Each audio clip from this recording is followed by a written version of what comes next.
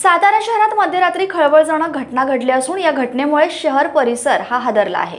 शहरातील कमानी हौद परिसरात मध्यरात्री 1 वाजण्याच्या सुमारास गोळीबाराची घटना घडली। या घटनेत गोळीबार करणारा संशयित पोलिसांच्या हाती लागल्याची प्राथमिक माहिती समजत आहे। या घटनेत 6 जणांच्या टोळीने एकाला मारहाण करत फायरिंग केले। सुदैवाने यात कोणी गंभीर जखमी झाले नसून परिसर मात्र भीतीने हादरून गेला आहे। दरम्यान रस्त्यावर आडवी लावलेली दुचाकी बाजूगे म्हटल्याच्या कारणातून मारहाण करत फायर केले असल्याचे कारण समोर येत आहे। धीरज ढाणे, हर्षद शेख दोघे राहणार मंगळवार पेठ सातारा व अनोळखी चौघे असे हल्लेखोर होते।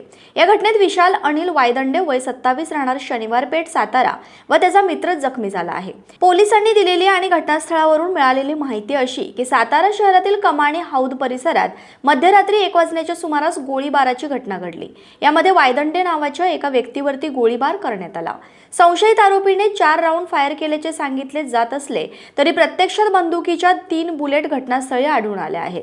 साताऱ्यात मध्यरात्री गोळीबार झाल्याची माहिती मिळताच सातारा पोलिसांनी घटनास्थळी धाव घेतली। घटनास्थळाचा पंचनामा केला असून गोळीबार करणाऱ्या संशयितास ताब्यात घेण्यात आले। या घटनेमुळे कमानी हौद परिसरात तसेच सातारा शहरात खळबळ उडाली आहे। यामध्ये कोणतीही जीवितहानी झालेली नसून अधिक तपास सातारा पोलीस करत आहेत।